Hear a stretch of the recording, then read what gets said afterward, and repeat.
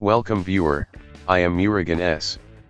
This video tutorial describes, fix Windows 11 keyboard language keeps changing.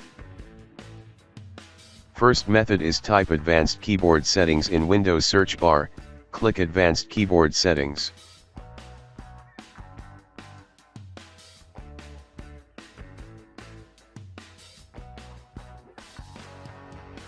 Click language bar options. Click advanced key settings, click change key sequence. Check not assigned, click apply, click OK.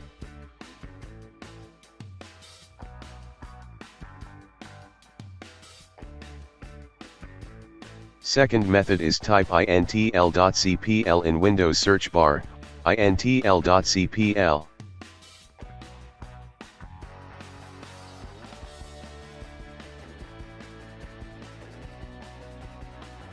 Click Administrative tab, click Copy Settings, check Welcome Screen and System Accounts, check New User Accounts, click Apply, click OK.